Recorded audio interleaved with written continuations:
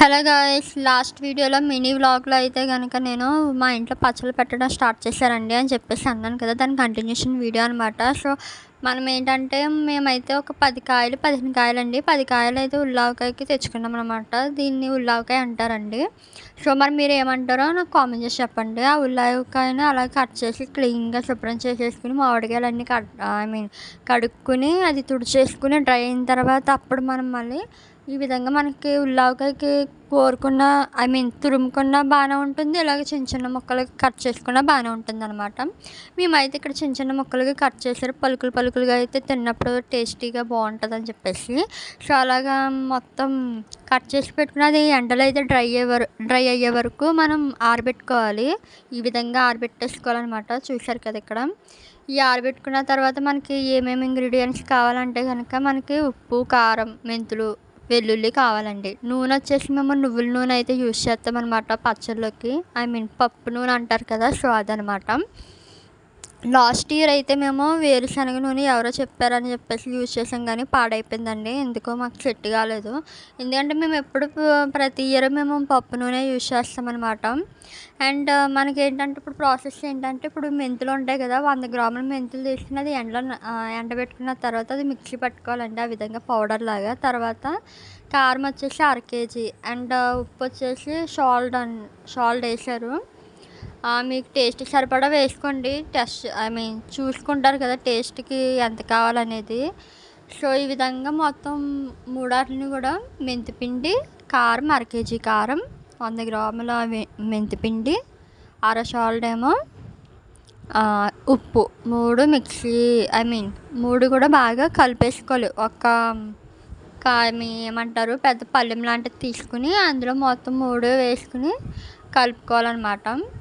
అవి కలిపేసుకున్న తర్వాత బాగా అందులో మనం వెల్లుల్లి ఉంటాయి కదా, వెల్లుల్లి ఏంటంటే రేఖలు అవి మనం శుభ్రం చేసుకోవాలన్నమాట. క్లీన్ చేసేసుకుని ఆ వెల్లుల్లి కొంచెం గుప్పుడు తీసుకుంటే సరిపోద్దండి, అక్కడక్కడ తగలాలన్నమాట గార్నిష్ చేసినట్టు.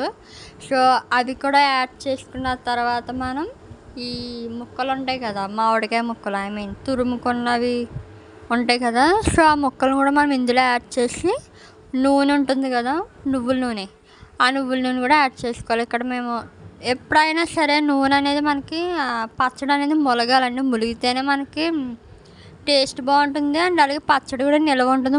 కొంతమంది ఏంటంటే ములగకుండా పెట్టేస్తారు, అది 2-3 రోజులకి బూజు పట్టేస్తుంది అనమాట. సో అందుకే పచ్చళ్ళు అనేవి పోతాయి.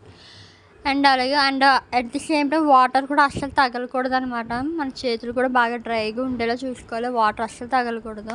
సో ఇక్కడ చూసారు కదా, ఈ విధంగా మనం వేసేసుకుని ముక్కలను కూడా వేసేసుకుని బాగా కలుపుకోవాలన్నమాట. మొత్తం ఉల్లావకాయ మొత్తం పట్టేటట్టు కలుపుకుని అప్పుడు ఆయిల్ ఉంటుంది, ఆయిల్ని యాడ్ చేసుకోవాలి. ఆయిల్ అనేది కొంచెం హీట్ చేసుకోవాలన్నమాట. కొంచెం హీట్ చేసిన ఆయిల్ని యాడ్ చేసేసుకుని అది కూడా మొత్తం కొంచెంగా ఆయిల్ వేసుకుంటూ బాగా కలుపుకోవాలండి. ఆ కలిపేసుకుని జాడీలు ఉంటాయి కదా గ్లాస్వి, ఆ జాడీలో కానీ లేదా ప్లాస్టిక్ ఉంటాయి అవి కూడా అందులో కూడా మనం పెట్టుకోవచ్చు. ఎక్కువ మ్యాక్సిమం జాడీల్లోనే ప్రిఫర్ చేస్తారు కదా, సో అందుకు. ఇక్కడ ఏంటంటే పోపులు వేశారనమాట మా మదర్ అయితే. లాస్ట్ టైం చేసినప్పుడు మేము పోపులు వేయలేదని, మరి పోపులు వేసినట్టు ఉన్నారు. అంటే నేను వీడియో తీసినప్పుడు నేను ఎక్కడ లేను అనమాట, ఆఫీస్లో ఉన్నాను. సో అందుకే ఇలా చెప్తున్నాను, ఏమనుకోకండి. అండ్ పోపులు అంటే ఏమీ లేదండి, అందులో జీలకర్ర అవి ఏమి లేవు, ఓన్లీ ఇవి ఉంటాయి కదా మెంతులని నువ్వుల నూనెని కొంచెం ఫ్రై చేసి యాడ్ చేశారు అంతే.